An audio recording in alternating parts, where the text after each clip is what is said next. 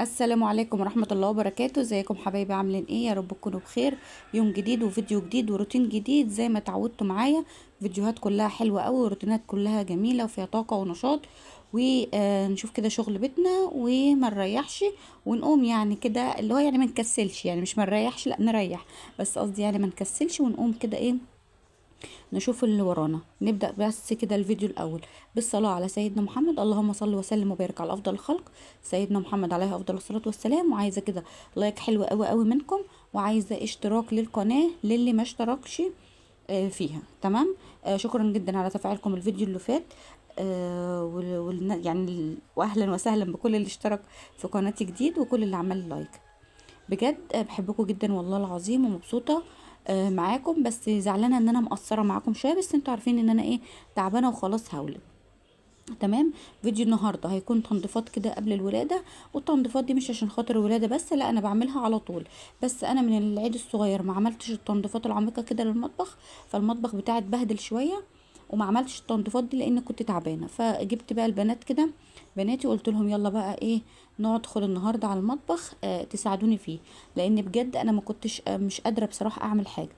والناس اللي بتقول لي ريحي، انا والله العظيم مريحه، يعني انا اصلا يعني مريحه تمام، بس ايه، في حاجات مضطره ان انا اعملها ومش ينفع بناتي يعني يعملوها لوحديهم، فلازم اكون واقفه معاهم، بقعد اقول لهم هاتوا دي، اعملوا دي، سووا دي، كده اهو. تمام. فا ايه الحمد لله وخلاص، يعني انا خلاص هولد وكده، فلازم يعني اعمل حبه حاجات كده. آم، يعني ايه، قبل ما اولد كنت ناويه اعمل حاجات اكتر من كده، يعني كنت ناويه اعمل تفريزات للفليزر، عشان خاطر بعد ما اولد، انتوا عارفين الجو حر والجرح وكده، يكون عندي حاجات في الفريزر. بس بصراحة صحتي مش عارفة بصراحة يعني اعمل اي حاجة، فقلت خلاص بقى ربنا يساعدني بعد الولادة، لو قدرت اعمل حاجة ماشي، ما قدرتش يعني اهو، يعني هتعدي وهتمشي وربنا يسهل. فانا اول مرة بصراحة اولد في الصيف اللي هو الحر قوي قوي كده.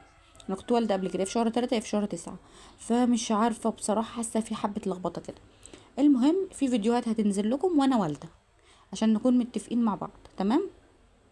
في فيديوهات هتنزل لكم وانا ايه، آه وانا والده ان شاء الله باذن الله. رب ادعوا لي كده دعوه حلوه، ربنا ييسر الولاده، واقوم بالسلامه لبيتي وولادي وجوزي يا رب العالمين، ونونتي تجي لي بالف سلامه، ويا رب يرزق كل مشتاق يا رب العالمين بالذريه الصالحه، ويا رب ما يحرمكم ابدا من ذريه صالحه، ولا من ولد ولا من بنت ولا من اي حاجه، وكل اللي معاه اطفال ربنا يبارك لكم فيهم، واللي معهوش ربنا يديه ويرضيه يا رب العالمين، عاجلا غير آجلا يا رب. المهم انا بعمل ايه النهارده؟ كنت بعمل غدا. هعمل غدا ايه؟ هعمل غدا فراخ. انا ما عملتش لحمه خالص من العيد لغايه دلوقتي، لاني انا قلت في كذا فيديو قبل كده يعني ان انا ما باكلش لحمه طول ما انا حامل. تمام. طب فكان نفسي في فته، وانتوا عارفين الفته بتتعمل باللحمه، بس انا وانا حامل بعمل فته بالفراخ عادي. في ناس بتستغرب كتير قوي قوي قوي ازاي فته بالفراخ، طب انا نفسي فيها يا جماعه، طب هعمل ايه؟ طيب، في ناس بتقولي طب انت حتى ولادك مش هتطبخي لهم لحمه وتاكليهم؟ مش مهم انت تاكلي يعني تاكليهم؟ لا ما اقدرش، يعني انا ما اقدرش اصلا اطبخها، ولو طبختها يعني بجري على الحمام ارجع يعني وكده، فما بقدرش. ولو طبختها ولا شمتها في البيت عندي، اقعد اليوم كله انا ما باكلش ولا بشرب وبهبط وبتعب، فعلى ايه اتعب نفسي؟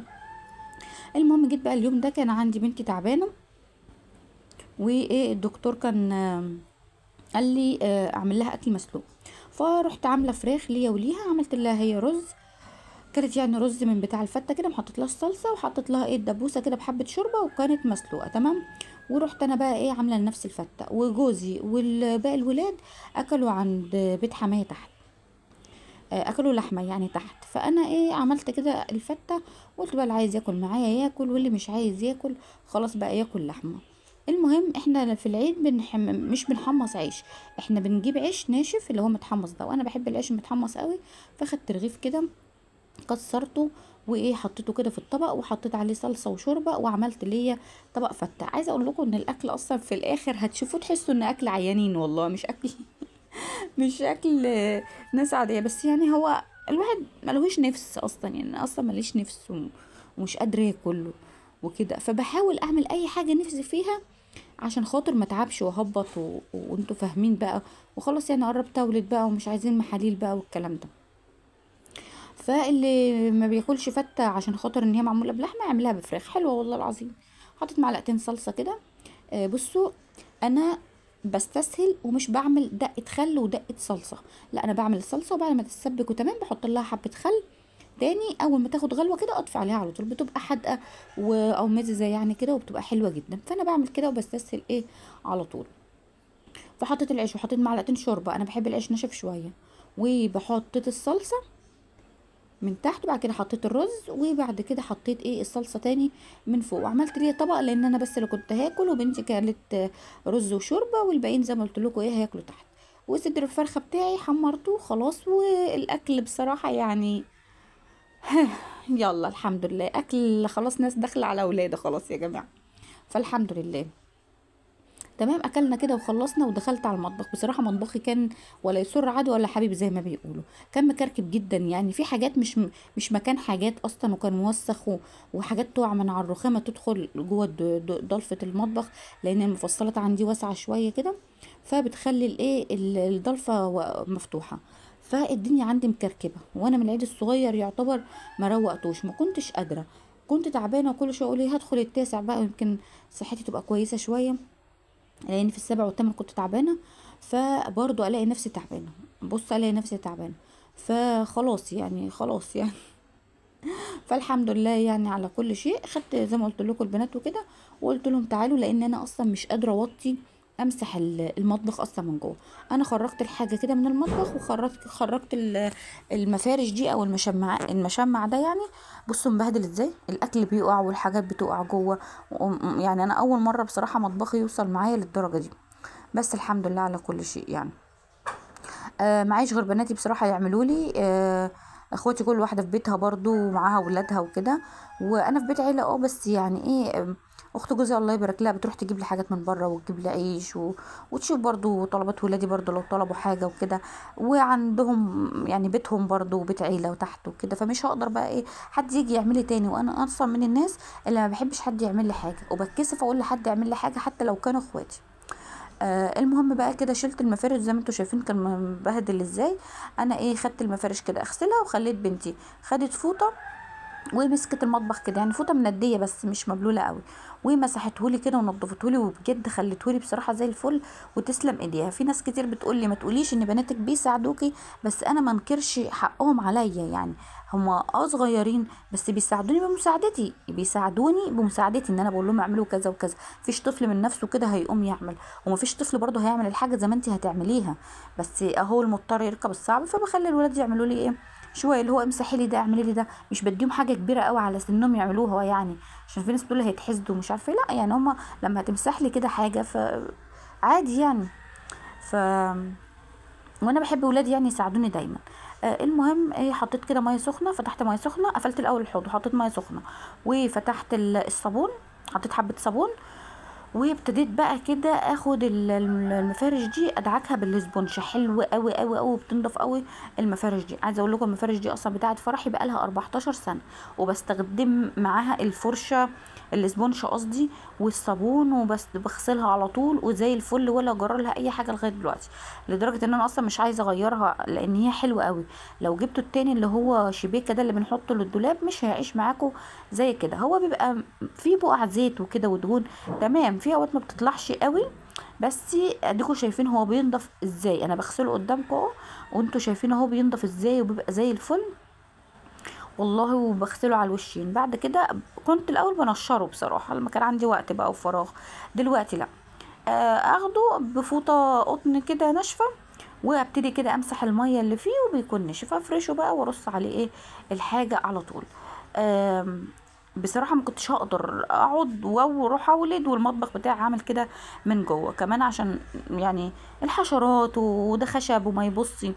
فانا غصب عني ان انا قعدت فتره كبيره كده اني انا سايباه موسخ. الحمد لله على كل شيء، وان شاء الله الدنيا هتحلو وهناكل سوشي في الجو، مع اني ما بحبوش يعني، بس يعني ايه الدنيا هتحلو ان شاء الله كده بعد ما نسترد صحتنا بعد الولاده. تمام بشطفه كده كويس.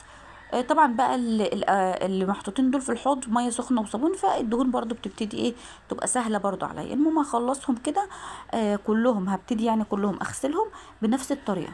والله العظيم ما بياخدوا وقت ولا اي حاجه، وبيبقوا نضاف وحلوين قوي قوي. عندي المفارش اللي هي في المطبخ، الجزء اللي من تحت بتوسخ اكتر من الجزء اللي من فوق. تمام، فاي حاجه بتوع بقى بتدخل عليها يعني كده. بالسبونش عادي خالص، والله ما بتاخد اي وقت. زي ما انتوا شايفين كده، انا كده ده تاني واحد اعمله معاكم. وشايفين بيخرج البقع بتخرج منه ازاي بمنتهى السهوله. يعني انت لو جبتي مفارش من دي مش هتندمي والله. لا، في بعض الناس ما بتحبش اصلا تحط مفارش خالص، عادي يعني دي كل حاجه بترجع للشخص يعني اللي بيحبها. بس انا بشوف ان المفارش خصوصا في المطبخ بتحافظ على المطبخ جدا، خصوصا لو خشب بتحافظ عليه جدا جدا جدا بصراحه. المهم بنتي كده لمعته ونضفته، والله يعني هو التصوير ظالم النظافه. هو في التصوير ظهر فيه حاجات بيضه كده وان هو مش نظيف قوي، في حاجات سودة. لا هو مش كده، بس هي الاضاءه يعني. حتى الارض برضو متبهدله. فالمهم ايه، انا مسحت المطبخ بس ما مسحتوش معاكم في التصوير بصراحه. انا هنا كنت بفرش كده مفرش، والزياده بوقفه لورا. شايفين؟ هو ابتدي بقى ايه ارص الحاجه دي. الضلفه اللي جنب البوتاجاز على طول، الضلفه اللي جنب البوتاجاز على طول انا بحب احط فيها الحلل والصواني. الصواني بقى ايه بقى المستطيله بقى المدوره بتاعه البسبوسه كده. البراد، الحاجات اللي ايه اللي انا بستخدمها كتير. الضلفه بقى اللي بعديها بحط فيها بقى البلاستيكات او الحاجات اللي ما بستخدمهاش كتير. وعايزه اقول لكم كمان معلومه، ان انا مش كنت بنظف المطبخ بس، لا انا بنظفه وبنظف كمان الحاجه اللي انا مش بستخدمها فيه. اي حاجه بقى كانت مكسوره بقى مش عايزاها، بطلت استخدمها، فيها حاجه بايظه مش محتاجاها، خلاص كنت بخرجها على طول. لدرجه الضلفه التانية اللي جنب دي خلاص يعني بقى فيها حاجات قليله، وقدرت استغنى الحمد لله عن حاجات كتير موجوده فيه. وده مريحني بصراحه نفسيا كده. يعني انا مش برمي الحاجه اللي انا الحاجه حلوه برميها، لا يعني مثلا حاجه مشروخه حاجه مكسوره، قلت طب تقعد على ايه؟ لا، فاشيلها كده واخفف بقى ايه، اخفف عن الضلفه عشان الكركبه. طول ما المكان زحمه، طول ما انتي اقل كركبه فيه كده هتحس ان هو دوشه قوي. طول ما المكان رايق وفيه الحاجه رايقه كده اهو هاديه، بتحس ان حاجه يعني هاديه كده، وان هي مفيش كركبه قوي ولا تتعب العين، وبمنتهى السهوله كده بتروحي ايه منضفاها.